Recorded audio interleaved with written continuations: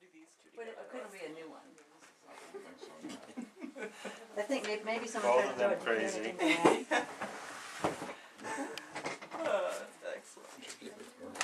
Excellent. Neither of them, you know, together they don't not share a whole I brain. need to just No, recycle it. definitely not. That was Anita calling back In again. this picture, no. I know. She's okay. I remember I have the these one of now. you guys These are stuffing ones the that we turkey in want my that room at for. school. I told her she can call back in 2 days. That one's and okay. say, Mom, Mom's getting like talking. All right, Dave. I'm gonna take this. I did. That's the only picture Oh, I here, have I of did me this. that So age, this of is any good. Do you age. know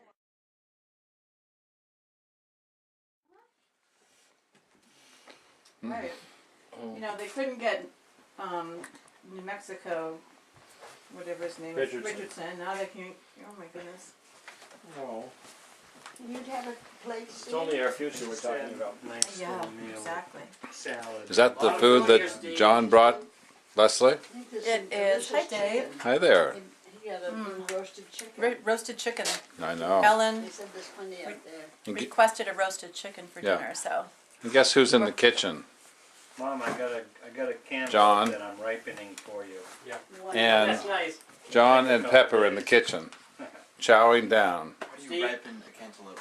Takes It's a very- a lot of patience. It's very active. Yeah. thing. I put Sitting it on there. the cook stove, and Hi, Mom. Hi, Dave. now comes the hard part. Got some cute pictures of you here. That's I have to good. wait. Hmm. And when they say, do you think it's safe for me to buy green bananas? Well, I thought of that when I bought that green cantaloupe, because my friend Dick Smart always said that I Yeah. don't even buy green bananas anymore. Why? Because he'll be dead. My grandmother's stories I tell my friends. I don't You know. always have to have a little one-upmanship. And I said, we went out to babysit our grandchildren in California. Oh my gosh, Logan this was a good Logan story. was about 3, and he was sort of a little runaway, so you had to keep an eye on him. But we finally got him into bed, everything was fine. The next morning, about 7 o'clock, I thought I could hear something out in the living room. And I got up very quietly, went out, and there was Logan, bare naked. He'd gone and gotten that big sheep, Sam, out of the pen and led her up across the deck, across the living room rug with all the droppings in back of her.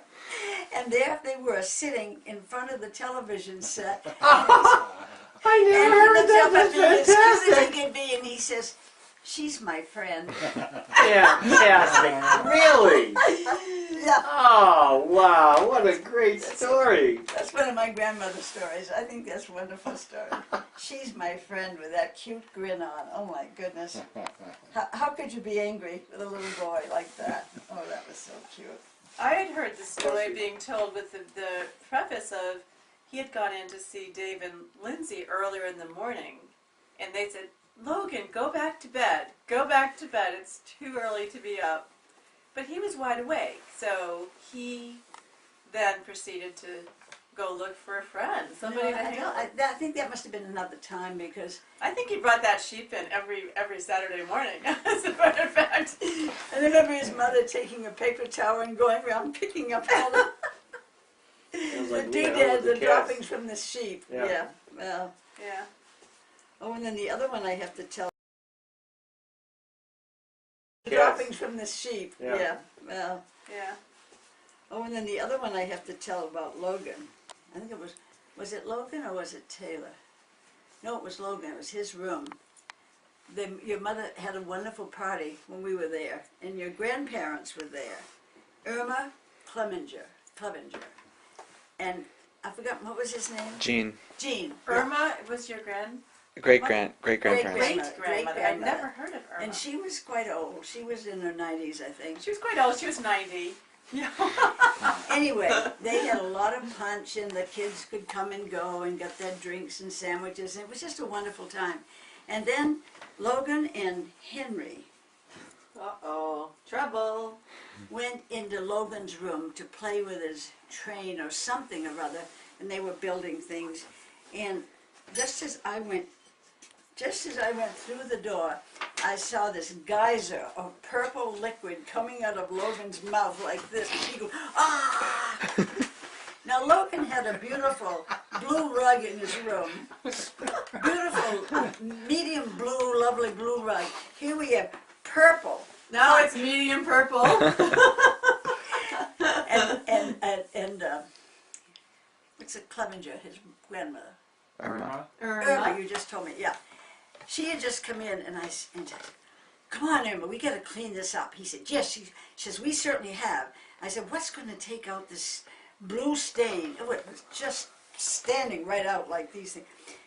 Well, she said, I've heard that boiling water will help. Oh my I said, gosh. okay, that's what we're going to try it, because I know there was boiling water about the only thing that'll take out blueberries stain. So we went in, we started boiling the water in the tea kettle, and we had a couple rolls of paper towels. And she and I, here we are, down scrubbing this rug, and one of us would go get the boiling water and pour it like this. You know, we got every single bit of it out, every bit of it. And Lindsay, of course, didn't know anything about it. And here we were, the grandmothers. We felt very proud of ourselves. We got the boys cleaned up, and they were all purple too. And they just had too much to drink. They were floating in this. Too much to drink. What was so blue? Well, it was a punch, and I think. Oh, it was the punch. I think it may have been grape. It may have been grape and something. But anyway, I can see Irma. She was such a good sport for such an old lady. It was just wonderful. I liked it. Of course, you were only 25. I was just a young thing. I was probably in my 70s.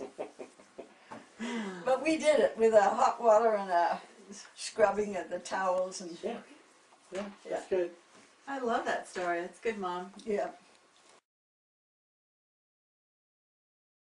Logan was a wanderer anyway, and we took him down one time to a science fair, and Mandy and Taylor, and it didn't seem to bother them in the least. It was a Sunday afternoon. He was not more than 4 years old. I said, where's Logan? Oh, well, he's around here somewhere. He'll come back. Well, the place was mobbed with people. And I thought, That's the way you and their Clarence parents were away. No, this is called youngest child, And easy going in the end. I no thought one we were bugging him. responsible for this kid. And I good. thought, what if somebody took him? I Yeah, don't right. know that. And I said, It was the I wrong said, era Mandy, for you have that. to help me find him. Oh, she said, he always comes back. He always gets lost, but he always comes back. And I said, Yeah. well, anyway, he did finally. And I was so nervous about it. Oh, my goodness. But what I liked about that concept, and you put it in your recent or one of your stories, one of the writings that you did, is that you discovered that the more responsibility you gave to your children, however young apparently, the more independent and responsible they became. Yes, The more freedom you gave, Yeah. the more responsible they became. as long as I didn't give him too much. And that was a fine balance. But that was true. I gave him really... Unless we got near the lake. Yeah, that was... But we'd go to the grocery store. I've told a few mothers about this. You know, kids sometimes traditionally misbehave in the grocery store.